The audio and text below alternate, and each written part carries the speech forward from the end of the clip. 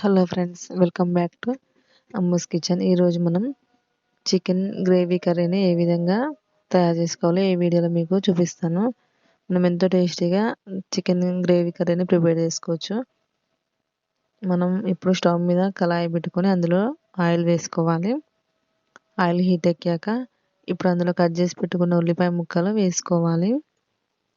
అలాగే ఒక 2 పచ్చిమిర్చి కట్ చేసుకొని వేసుకోవాలి. ఇప్పుడు వాటిని బ్రౌన్ కలర్ వచ్చేంత వరకు మగ్గించుకోవాలి. ఇప్పుడు అందులో అల్లం వెల్లుల్లి పేస్ట్ ఒక 2 స్పూన్లు వేసుకుందాం. ఫ్రెష్గా నూరిన అల్లం పేస్ట్ వేసుకోవడం వల్ల మన కర్రీ చాలా టేస్టీగా ఉంటుంది. ఇప్పుడు అందులో ఒక 1/2 స్పూన్ పసుపు వేసుకొని కలుపుకోవాలి. ఇప్పుడు మనం శుభ్రంగా కడిగిన చికెన్ని అందులో వేసుకుందాం. వేసుకొని ఒకసారి కలుపుకోవాలి.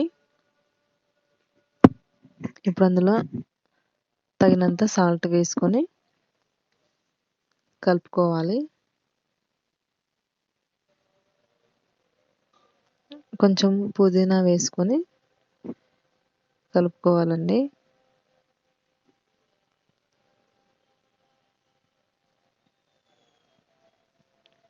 ఇప్పుడు మూత పెట్టుకొని మనం ఒక 2 మినిట్స్ వరకు చికెన్ని మగ్గించుకుందాం. 2 మినిట్స్ తర్వాతకి ఒకసారి మూత తీసి కలుపుకోవాలి.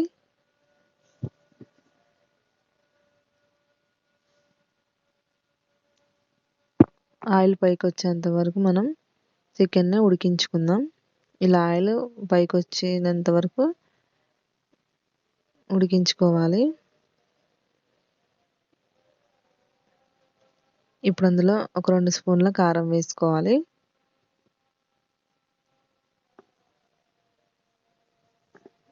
కారం వేసుకొని కలుపుకొని మూత పెట్టుకొని కారం పచ్చి వాసన పోయేంత వరకు ఒక 2 నిమిషాలు మగ్గించుకుందాం. ఒక 2 నిమిషాల తర్వాత మూత తీసి ఒకసారి కలుపుకోవాలి.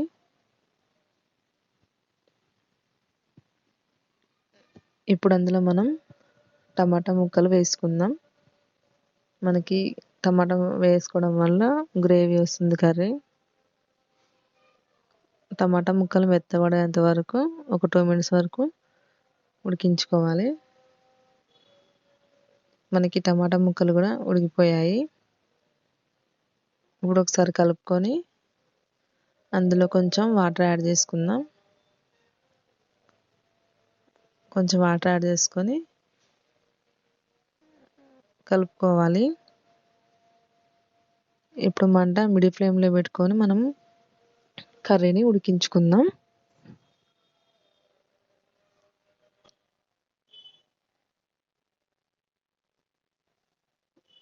ఒక 5 మినిట్స్ వరకు ఉడికించుకోవాలి.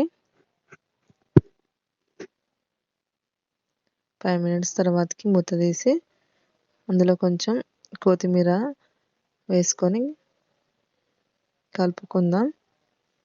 మళ్ళీ మూత పెట్టుకొని మంట లో ఫ్లేమ్లో ఉంచుకొని కర్రీ దగ్గర పడేంత వరకు ఉడికించుకోవాలి.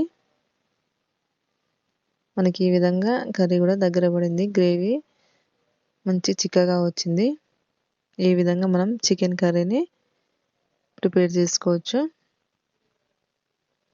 మీరు ఒకసారి ట్రై చేసి చూడండి. ఈ వీడియో మీకు నచ్చినట్లయితే ప్లీజ్ లైక్ చేయండి, షేర్ చేయండి, కామెంట్